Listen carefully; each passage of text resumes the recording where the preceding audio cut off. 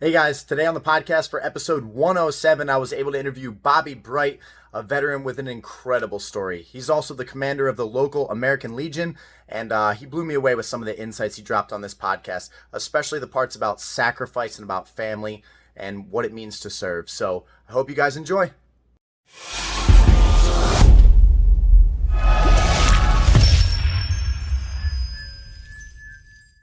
Welcome to another podcast at the Michigan Institute of Athletics in Brighton, Michigan. It's going to be an awesome podcast today. Right before I get into it, I want to shout out VetLife. VetLife is a 501c3 nonprofit company.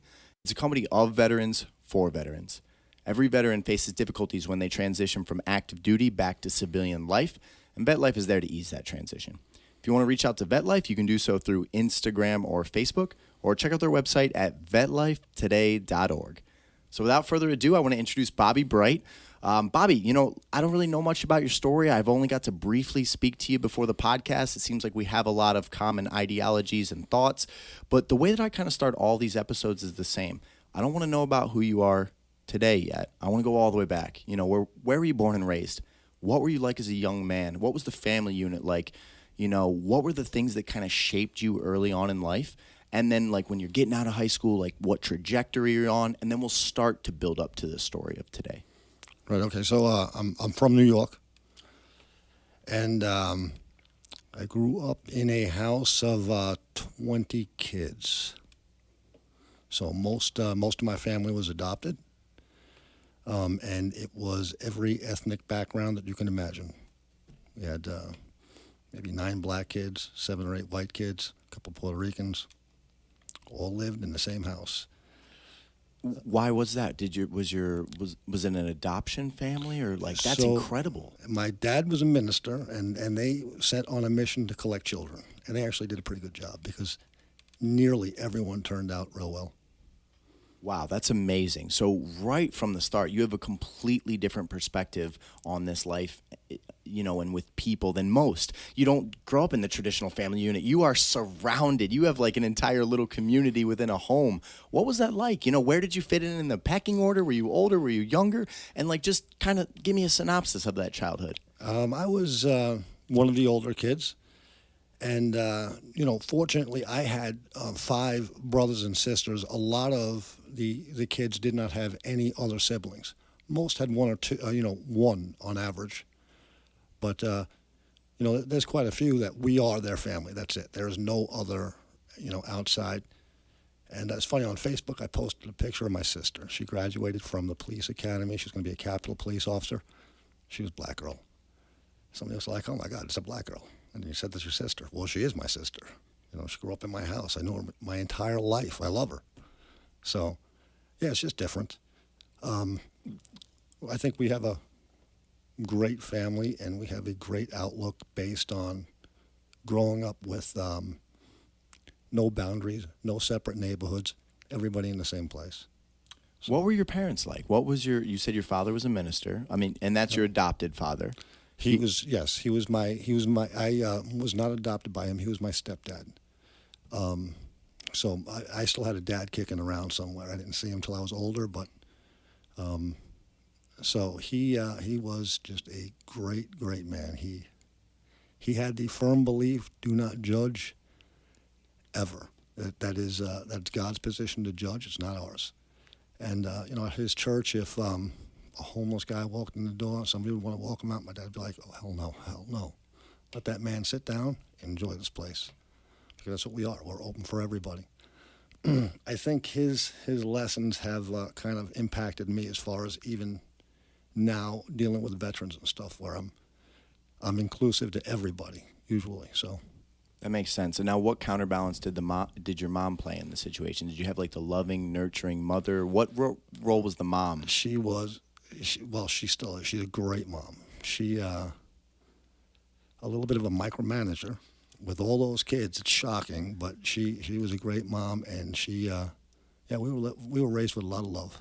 Man, you had some highly engaged parents, and to have 20 children and still be that engaged. And like you said, I expected her to kind of be like, I did the best I could, but there's no way you could micromanage that. But if you're really invested and like that is your passion in life and you love your family, you're going to go above and beyond. It sounds like you had an incredible start. You had a great foundation for life. So as you're going through middle school into high school, what are you thinking you're going to become in life? What trajectory do you see in the future? Did you go military right outside of high school? And if so, why? We'll just kind of tell that part of the story. So I took a few years off outside of high school. I suspected I was going to go into the military. I always felt that was a draw for me. It just took me about 5 years out of high school to bum around and not really accomplish anything. And Desert Storm, or I should say Desert Shield, kicked off, and I decided to join, so in I went.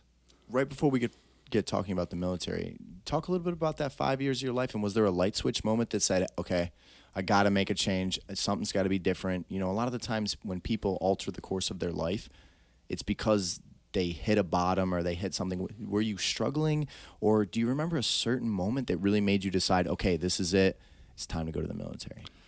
I was dating a girl, and she was She was a little crazy. She was a lot crazy. And it just got to that point where I was like, man, I've got to get away. I've got to go. And, like I said, I was delivering auto parts, so I really wasn't doing much of anything, working at a bar at night as a bar back part-time and just going through the motions. My parents were like, man, why don't you do something? Everybody else is doing something. You're not doing anything. So basically the strings weren't that hard to cut. You had a bunch of strings on you, but they cut pretty easy. And you said, okay, I'm gonna open a new chapter. So let's talk about, you come from an incredible camaraderie, probably growing up in a home with 20 kids. The military camaraderie is very similar. You have all these people from all different races and, social statuses thrown into one melting pot together. In a weird way, there's a lot of similarity there. Was it an easy transition for you into the military?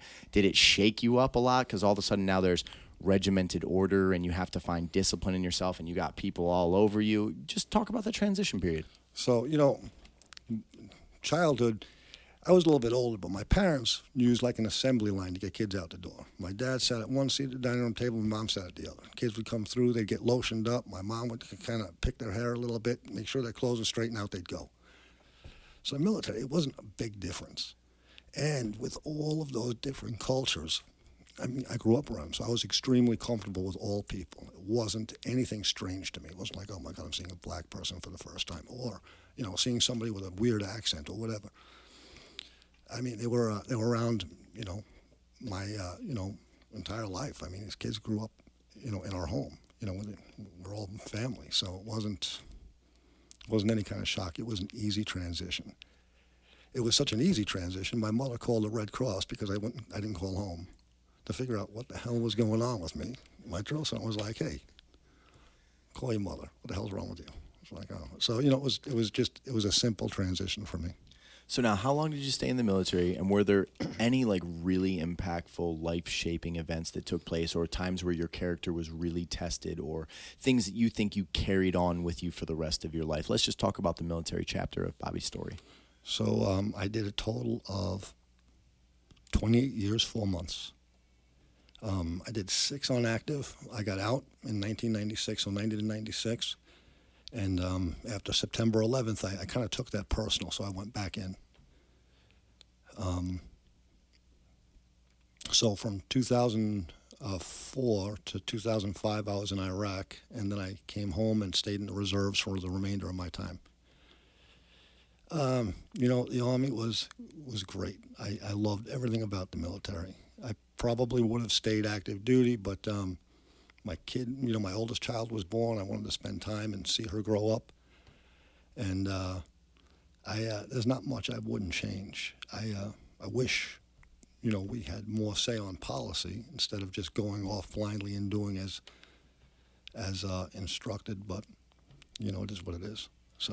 So from the young kid that went into the military, which you probably had certain expectations, or maybe when you're first getting started, to the man that's been in there for 20 years, what were the biggest perspective changes over time, or the way that you see the military as, a necessary good or the evils or whatever it is, but just over time? I'm sure your initial thoughts and, what you thought the experience was going to be like was changed as you spent an entire lifetime in it. Because as someone, I've never done military service. I only see things from the outside. I know I have friends that, served and did multiple tours over in Iraq, and they come back, and some of them suffered tremendously, and some of them come back and they really have their heads on right.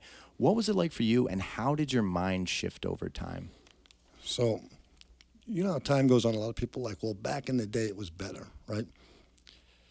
I think because we remember things and when it was hard, the memory becomes fond. It becomes a good memory. Even though it was hard, it becomes a good memory. So I was in a long-range surveillance detachment. It's a specialized unit within the Army, and I got to do all kinds of good stuff. I did the Marine Corps Recon School and all kinds of things. And it was hard. And when I was there, I'm sure I can recall where I absolutely hated life. Now I look back on it, and it's like my glory days. I'm like, man, that was great. That was the best time of my life. But the reality is, every single phase of my career, even over in Iraq, as bad as it could be and as good as it can be, the memories become better over time. So currently, the way I currently view the military, I think it's harder to be in now with so many different rules and regulations concerning, political things. The Army was never political. It was always black and white, and now it's a lot of gray.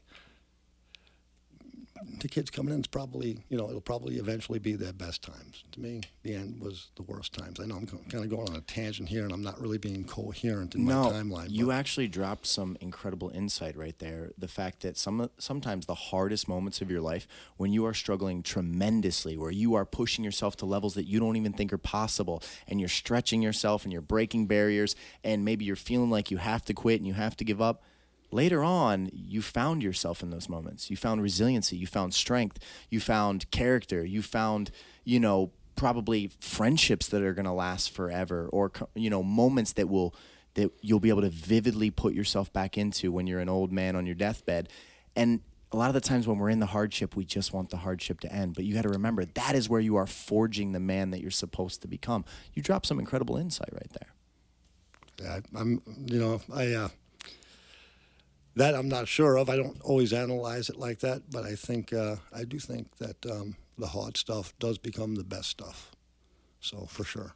Were there any moments in your military career that caused you what people would classify now as like trauma? Because most of the veterans that I interview, especially a lot that have been on this podcast, I've had several, they struggled deeply with PTSD, and generally it was directly correlated to either events that they went through, things that they had to do, or a disconnect between what they had to do versus what they thought was right. And then there's like a huge identity crisis in there. Or did you ever end up suffering from PTSD? Or if not, how did you keep your head on right? I don't think I suffered from that. Not in categorized like that. So when I came home from Iraq, I definitely struggled a little bit. I could have joined this place because I would fight everybody. Every day, any day, it didn't matter what it was. Do you know why? I was angry that life was going on, and overseas guys were dying, and nobody seemed to care. So somebody was more concerned over a French vanilla, flavor for their coffee, and throwing this fit. And I'd be like, man, you just need to, and, I use a lot of profanity too, but anyway, so something like this could lead to just a snap. This guy's dying right now and you're worried about French vanilla, so. I get it though. Once you've seen those type of things and your mind has been stretched like that, and you witness what real suffering and struggle and hardship and pain is, when you look at these minor inconveniences, it doesn't even hit your radar. So you're looking at this person that is throwing a fit over something that is so minuscule, so trivial, and it angered part of your spirit because you're like, you don't even know what hardship is. If you think that is difficult, you need to go do some tough stuff in your life, 100%. I get what you're saying. I can see it in your eyes as you reflect back on these moments. It was rough. And I probably went through a decade, I think, from 2005 getting home to maybe 2015, really on that edge all the time. And I don't know how the hell my wife put up with it. For the life of me, still can't figure that out. You guys are still together to this day. 28 years, yeah. I met her in the Army. That's beautiful, So, man. yeah, we were stationed up in Alaska together. I can't even tell you how many people that when they go through their toughest times, it's just too much of a burden for the other person to bear. They end up being like, I'm sorry, I do care about you, but I just can't do this anymore. I can't imagine the growth that you two had to go through together and the things that you had to pick yourselves back up from to stay together. But that's an amazing story. And that's a major shout out to her and you, because it takes sacrifice on both of your parts and it takes communication to keep that going. She had a little bit of insight, being she was I met her in the military, so she had a little bit of insight. But that aggression that I came back with, she wasn't really prepared for that, but she did deal with it. So I want to talk a little bit about transitions that take place. So you go into the military, you said it was a pretty easy transition for you. Mm-hmm. You knew the camaraderie, you knew that all people are kind of the same, and you didn't go in with any preconceived notions. You just kind of went into the experience. I love to hear that. Like, I wasn't even calling home because I'm like, hey, this is awesome. Like, I can get through this thing. But transition periods are one of the toughest things in life. And we might talk more about the military story, but when you started considering that you're going to be leaving the military and you're going to be thrown into the unknown, and like, that's usually where chaos kind of happens for veterans, is because your whole life identity at this point now is you're a veteran, you're an Army member, you do these incredible things, you're overseas, you're fighting for freedoms, you're fighting for what you believe in, you're fighting for the person next to you, even if you don't always agree with an agenda or something like that. But now you're going to leave that. But your entire adult life, you've only really been a military member. What was that period like, and how did you get through that? So I actually had it twice. In '96, when I got off active duty, we came back to Michigan. And I started a job at AT&T, making $6.64 an hour. I could barely provide for my family. It was rough. So we went and applied for assistance for our oldest daughter, just so she could get milk and formula and stuff like that. And that was like a wake-up call. It was terrible. It was the worst thing, having to go in there. And then they asked my wife and I, well, do you guys need anything? We're like, no, we're good to go. So we got through it. We never took a handout from the government other than for my child. My lesson from that was, new soldiers, when they get out, I'm like, you take that assistance while you need it and don't struggle through, because that makes life 100 times harder than it needs to be, And it was your pride, right? I mean, you're over there fighting overseas and you're doing these things.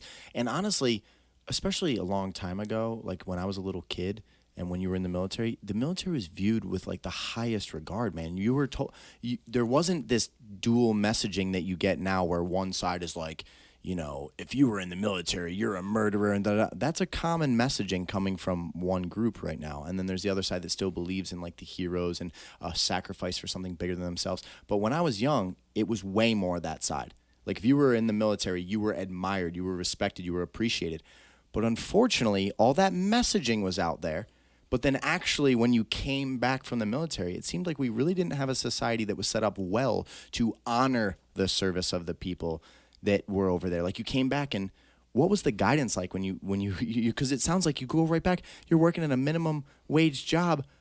I thought you were supposed to be coming back and you should have been able to jump into a decent spot in society, make a living for your family, not have to struggle. You just sacrificed these years of your life fighting for the freedoms of the people of the nation, yet you're working minimum wage and you need to get assistance for your daughter.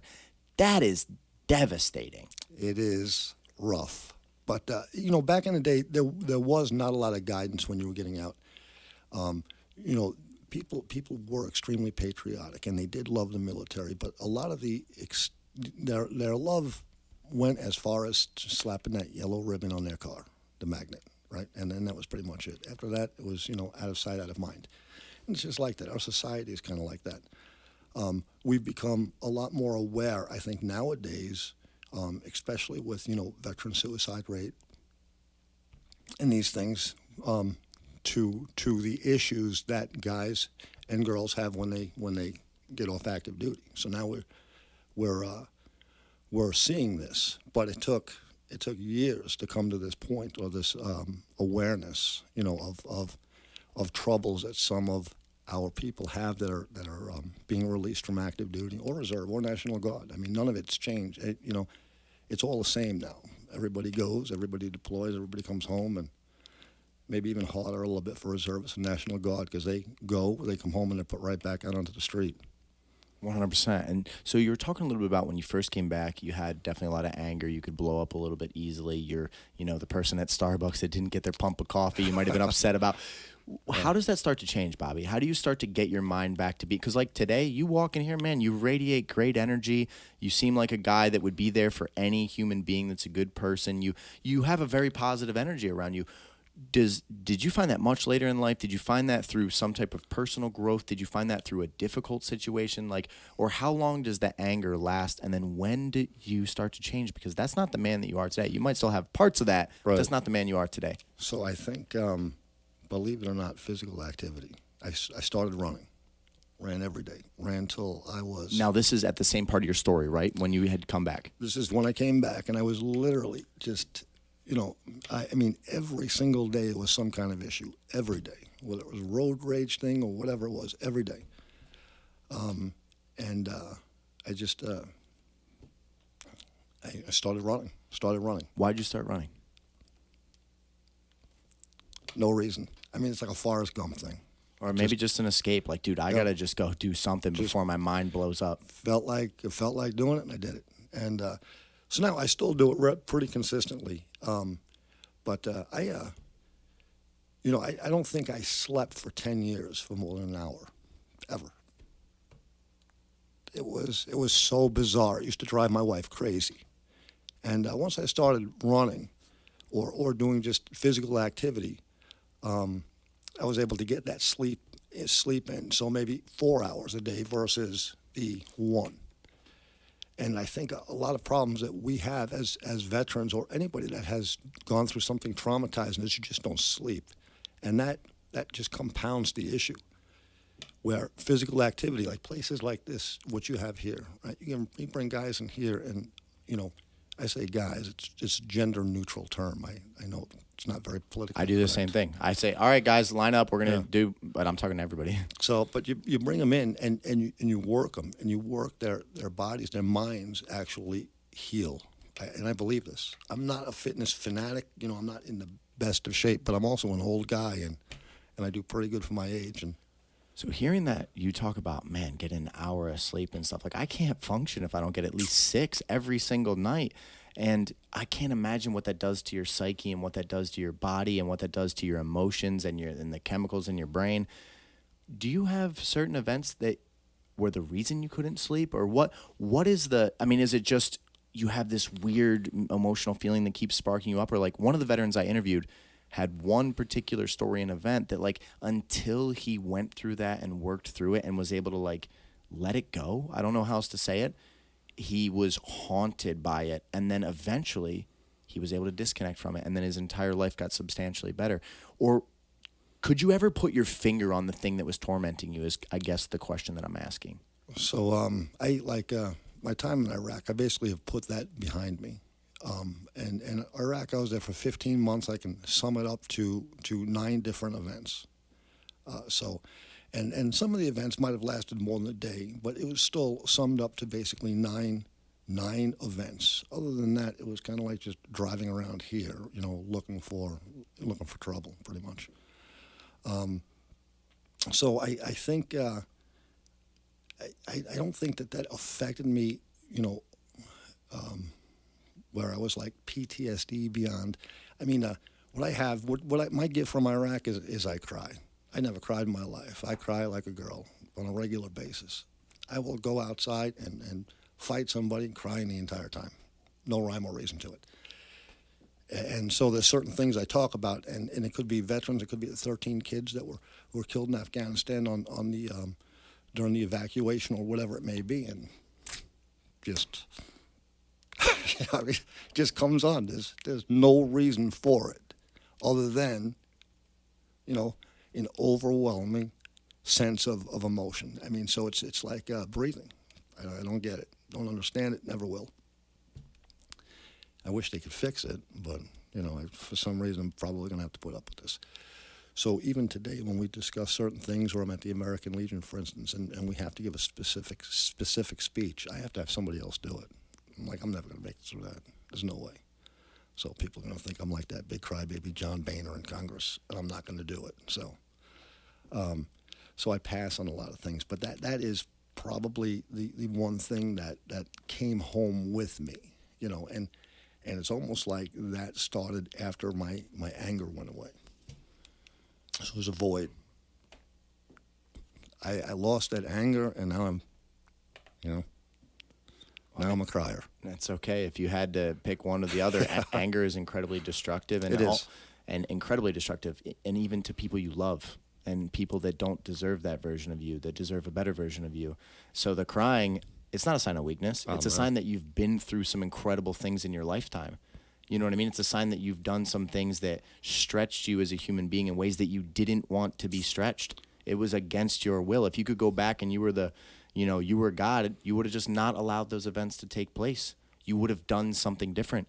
And a lot of times if we attach ourselves to what should have happened or could have happened, that's where the pain comes from, because that's not what happened. And the relationship with the truth, although painful, although it might yield a Bobby that has to cry it out from time to time, is important. That's how we heal. That's how we grow. That's how we inspire. That's how we motivate.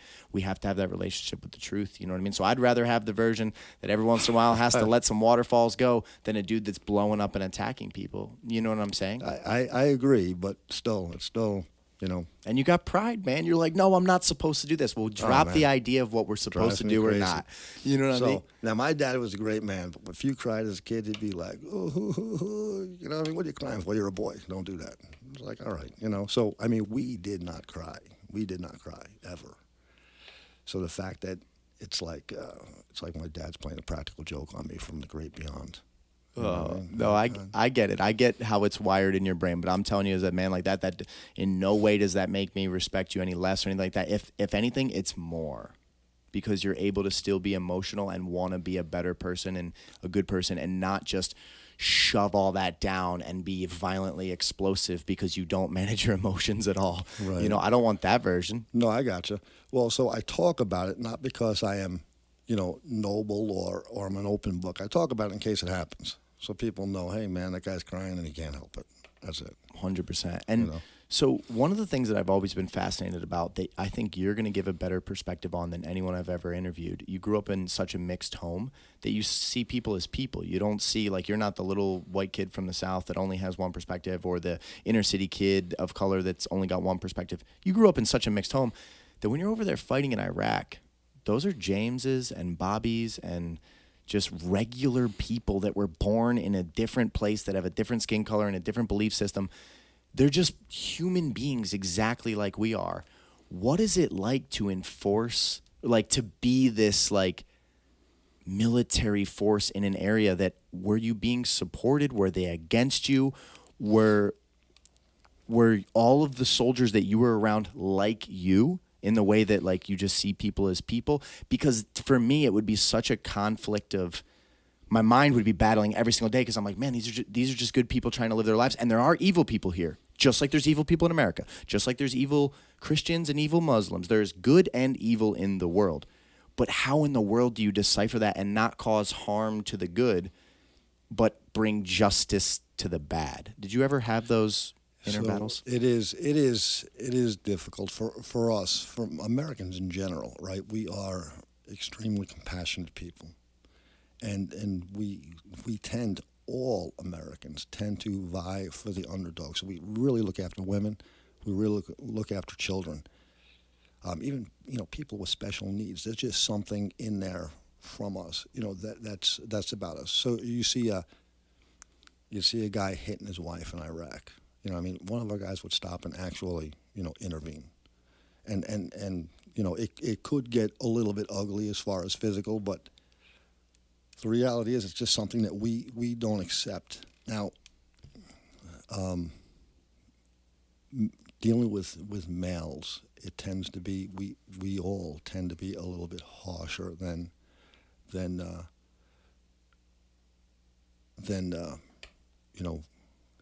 what was probably acceptable.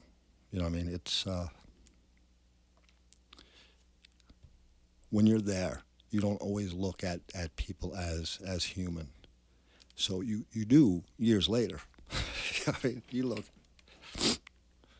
I get it. You almost demonize people, right? Because like you're there on a campaign. It's easy. It's easy to do, and it's like self-preservation. So if you do something that you may regret years later, right? You at the time you can live with it. It's not that big of a deal because it's something that had to be done. And hey, you know what? This guy is just this is Alibaba. Who gives a shit?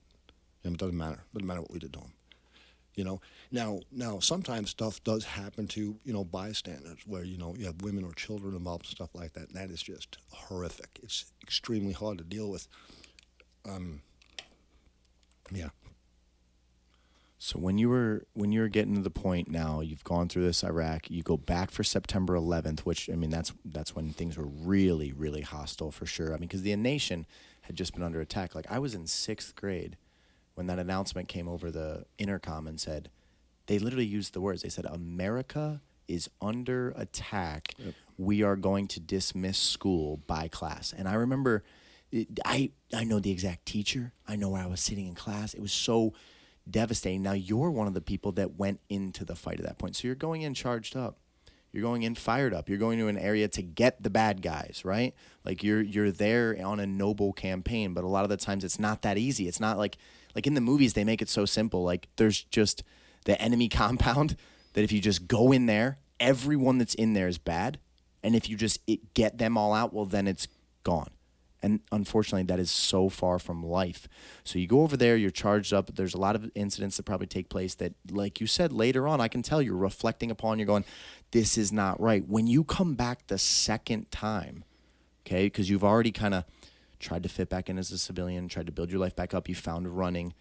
What is the process to get back on track? And was it a lot more difficult the second time? Did you have foundations for success? What was that like when you come back from Iraq? So that was that 10-year period coming back from Iraq. I landed in Detroit airport on April 20th of 2005, and for the next 10 years, it was just it was difficult. So before I went to Iraq, I was a soccer coach for my kids. I did all of the things that you would normally do, and then and your family, they aren't serving, but they're drafted with you. So you raise your hand to go, and you take along your whole family. So I have 2 daughters and my wife, and they're all participating, whether they want to or not. It doesn't matter. And so for the next 10 years, I just didn't socialize, didn't sleep. Extremely aggressive, and just a hard time fitting in, even at work. I mean, I actually lost jobs. There was a point where I didn't leave my house, I think, for probably a year. Didn't go out, didn't go anything. So this is what I'm saying. I don't know how we made it through those times, but somehow, my wife and my kids, they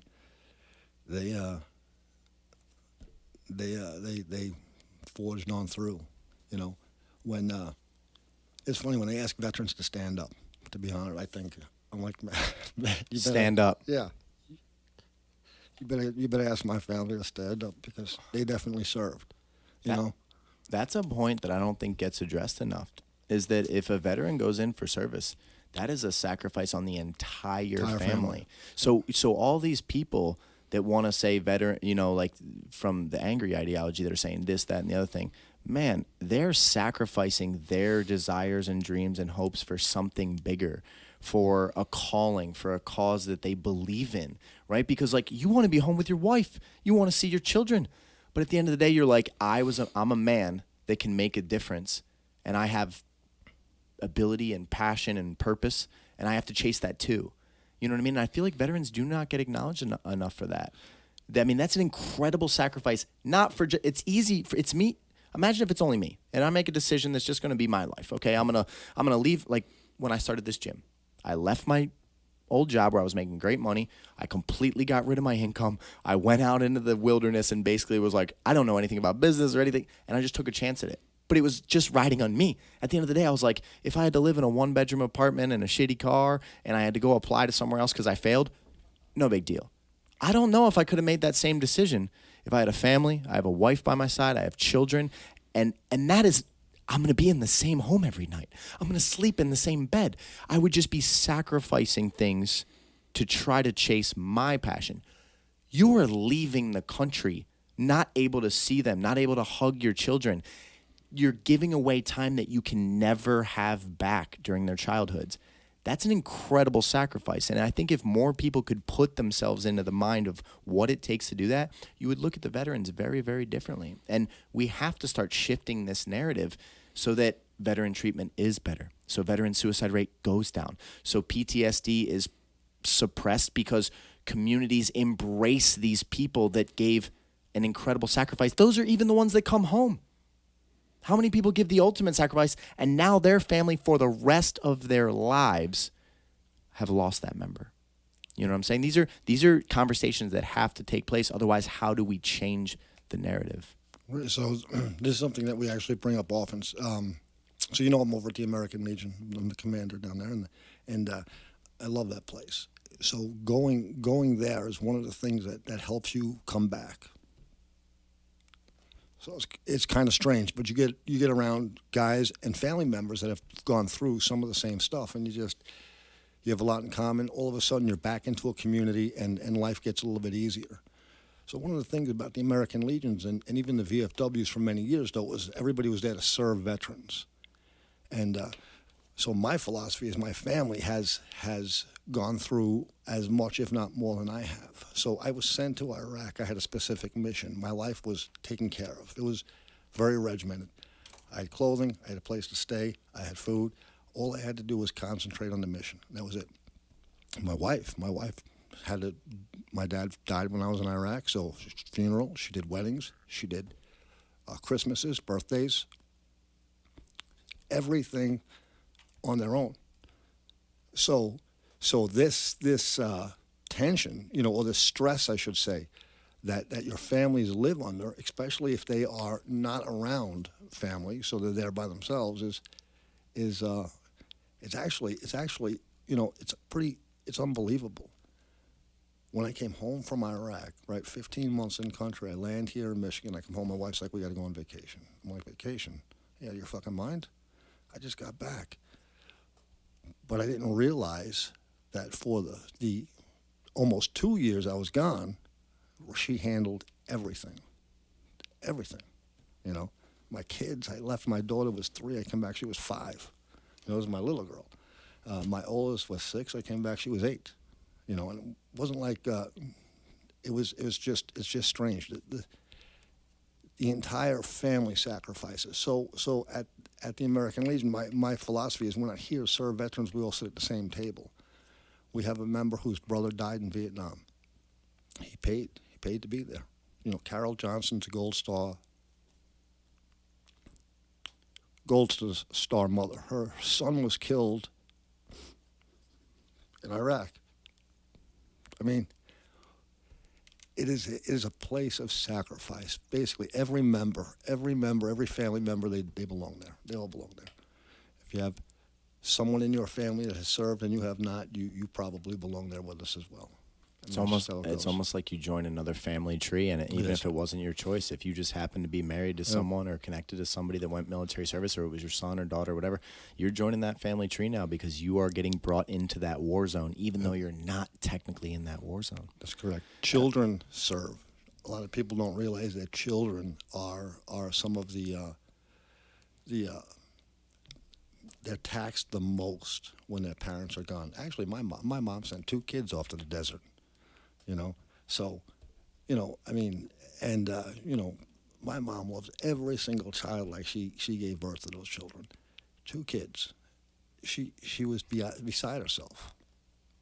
And that place is for my mom. And imagine being the child that you don't get to grow up around your father for multiple years of your life, which is incredibly formative. You can't rationalize in your brain yet really why they're over there. So it's all about the stories your little brain is creating or the influence you're getting, and hopefully it doesn't turn into resentful spitefulness or being like, you should have been here or that, because they don't understand the bigger calling, you know what I mean? So it sounds like the American Legion, the reason it can make such a tremendous impact is because you can get connected to humanity again through similar stories. Like, you guys went through a similar struggle, even though you may be complete strangers to one another. You made a sacrifice together, whether you were the one that served or you were the wife of someone that served, or you were the son of someone that died in combat or was gone his whole life. You are connected now to these other people that almost, in a weird way, you're sharing in each other's pain. And that's where the healing can take place. So what made you first join the Legion? Like, do you know why you decided to go and sign up? And then, is the commander the highest rank? Or, like, how did you move up through? And tell me a little bit more about it, because I don't know anything about the Legion. So first off, I'd love to plagiarize everything you just said, because that was badass. No problem. That sums up everything I'm thinking, and really you articulated it perfectly. Yeah, that was awesome. We can clip that for you and do it for the American Legion, you know what I mean? But 100%, you painted the story for me so well that I was just articulating the vision that you painted. So you created that, Bobby. That was great. So I went into the American Legion probably 6 years ago, and one of the guys sitting there was like, "Hey, you were in the first cab." I'm like, "I was." I got the first cab tattoo, and he was like, "I was in the first cab." He was Vietnam. I was 20 some odd years after that, but sat down, talked, and I was like, "Man, I kind of like this place." And before I knew it, became a second home. I don't drink, so never. I mean, it wasn't a big thing in my family, and I just never took up the habit. So that's massive, because alcohol is a pitfall, and people fall in it and never climb themselves out. That's massive that you avoided that, especially when in the military culture, it's so common. Why didn't you drink? You had every reason to. I hate losing control of myself as far as being unable to, or not being the best that I can possibly be. I don't like that. And, especially after Iraq, I had this paranoia, I guess you can say, that, most 99% of people are actually bad. They'll do horrible things. So I can't take care of my family or protect my family if, I'm sitting there getting all drunk. And if you're not at your best. Yeah. You've seen the horrors of the world, and you know capacity for evil, so you're like, I need to be in control of me and, to the fullest of my capabilities at all times. That's huge. Yep. And it's not, it's nothing pious or anything like that. It's just, No, I get it. And you're so afraid to be a larger than life character, but like you can be, man. Every time I am just reflecting what I can tell about you, and you need to embrace those things. You know how few people are like, "No, I'm not going to drink because my image matters more than that. My family's protection matters more than that." There's not many people. They drink because it's an escape. It's a relaxation. It's a way to not have to, it's a coping mechanism. But you're not doing that. So you should stand on a little bit of pride of like, I have self-discipline to the point where I can deny the things that I might have a tendency or a craving for, because I know that in the big picture of things, it's not what's right. I like it. We need more of that, Bobby. It also tastes horrible. I mean, there you go. Hey, there's probably some good taste in liquor out there too, though. So you can't use that as an excuse. There is. It's usually pink, and it makes you feel like a girl. So there you go. Very true. So American Legion, like I said, until you had told me about it, I don't really know anything about it at all. You go there, you start to connect with people. You are a part of that family tree that we discussed earlier. How do you climb through the ranks? And are you currently the top guy for the American Legion? I am in Howell. I'm the commander of the post, and you go through the ranks. It's an election process, and the members just determine basically if you have the potential to bring the post to a place that they want to go with it. And I think it's like the American Legion it's a place of sacrifice, right? So every single member has just given something a little bit more than your average citizen. Even if you are a son or a grandson, it doesn't matter, because the impact from service is it goes through generations, and serving is almost like it's an inherited trait, because you'll find that in some capacity, let's say your grandfather served, And then He somewhere did. along the line, And my great-grandfather served. and your grandfather. Okay, so you were actually eligible, but that impact, right?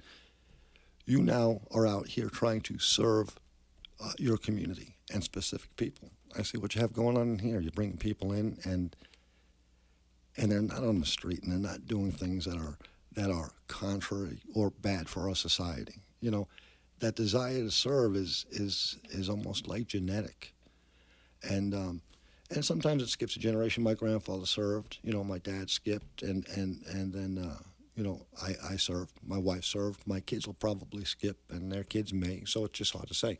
You had Jason in here yesterday. His whole family served. You know, it's like a family business. You know, and this includes, you know, police department, fire department, EMTs, just across the board, right? A lot of your small business owners that are constantly giving back. You know, I'm not going to plug anybody, but, you know, Livingston Leather, right? These guys, they serve their community. They constantly do good things for the people in the community. You know, that's that same service that I talk about. This is what we all sit at the same table. Everybody that just wants to do better for our community and for our country, we sit at the same table. That makes sense. And the way that you just tied that together, and the fact that it's actually the serving, it's the ideology or belief in the idea that when we serve others, we are better, and that society is better from that. My great-grandfather fought, I actually was on the Normandy D-Day invasion, and then my grandfather was an airborne paratrooper in Vietnam. So both of them served, and you know, it's incredible to hear the stories. Like when I was, my great-grandfather has since passed away, and like I'm devastated that I was never, you know, at like the level I am now where I could sit down. God, would I have loved a podcast with a gentleman that stormed Normandy Beach that was in my family, my direct great-grandfather, to be able to tell me about what that was like, because I heard little stories when I was super young. His name was Elmer Weston, and when I was super young, I heard stories about like the amphibian vehicles that were getting dropped off, and he was in them, and they had to hold their breath as they went underwater and came up on the beach. And some of the people that were in that vehicle were dead before they came up onto the land. And then he's laying, and I can't believe I can remember these, but they're very graphic. Like he's hiding behind bodies on the beach while the bullets are coming down. Sometimes you have to hide behind a couple bodies to then get a little bit further up the beach. To try to understand what an event like that is like, and put yourself into the type of man that could take on such hardship and struggle for just the purpose of, I'm doing this to liberate people that I don't even know. I'm doing this for complete strangers. It's an incredibly heroic thing. You know what I mean? And the way you tied it into servitude, it's funny because like I'm not in the military, but I spend my entire life trying to bring out the best in everybody around me. And I try to elevate my community. And I try to elevate even the people that I see, for lack of a better terms, that are just extremely low caliber people. They're going around, they're causing destruction, they're causing chaos, they're doing the wrong things, their moral compass is completely backwards. I try to go all in for those people and make them into better people. And I always joke around with my fighters and say, like, we're trying to be modern day samurai. We're trying to be the people that believe in higher purpose and calling and tenets to do better because our families and future and community deserve that. And samurai just meant to serve. And you just tied that all together. That was a beautiful. I had never had that thought, so elegantly pop up into my mind until you just said, you know what? It might be the calling to serve that we actually share as good men. So serving is, I believe this. Anyway, the American Legion is a place for you too, obviously. So you should come on down.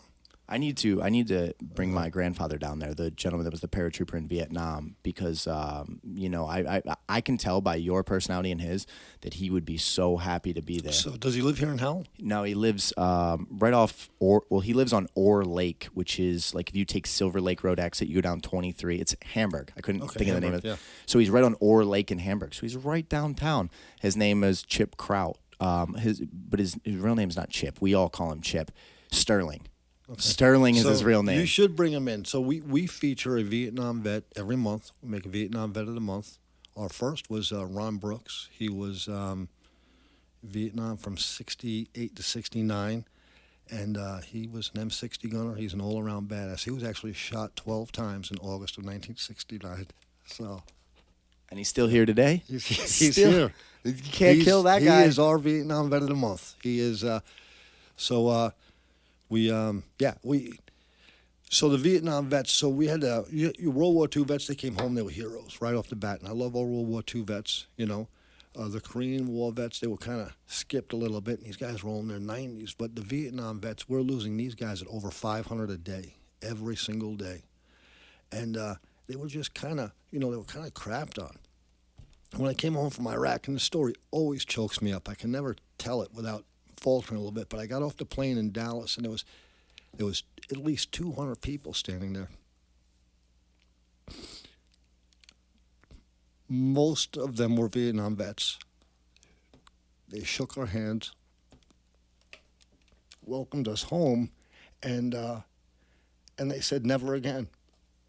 Never again would another veteran come home and be treated like shit, right? So I got a special place for these guys. I can't help it. And, it's actually my wife and I were kicking it around, and my wife came up with the idea, why don't we honor these Vietnam vets? At least, recognize them. So we started that program. So once a month. I can vividly picture the door of that plane opening up.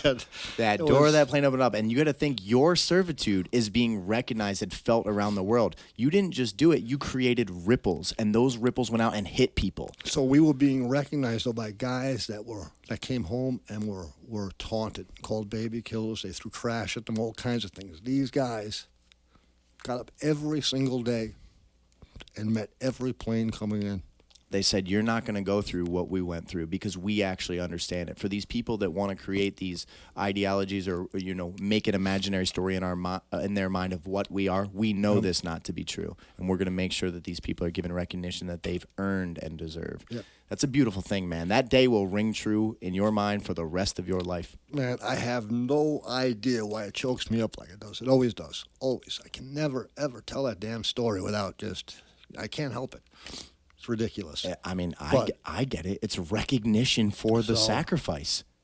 The sacrifice is the devastation. The sacrifice is the pain and the suffering that your family had to go through and you had to go through and your children and the people who were collateral damage, okay?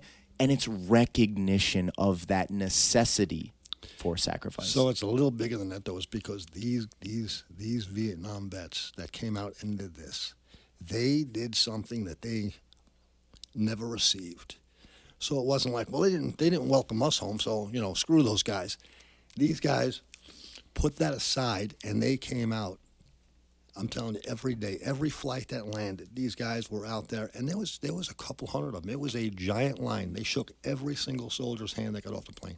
Imagine this. It's unbelievable. It's the household, Bobby, where a father never gives love to his child, and that child grows up in a world never having been given love, and he could grow up to be the type of man that is abusive to his son and never gives him love and is a tyrant, or he could be the man that says, even though I did not receive that love from my father, my son will receive the love that he deserves. It's about breaking these cycles. It's about being better than what we've experienced. If we allow our negative experiences to shape us into negative people, we are going to create more harm and damage and negative experiences for everybody else in the world. When you go through pain and suffering, although it rips your heart out, what you have to do is find a way to go, how do I stop this pain and suffering for other people? And that's what those veterans are doing. Yep. Those veterans are going, we've had our hearts ripped out, and guess what? We're still doing the right thing, and that's why it's so powerful. Yeah, it was.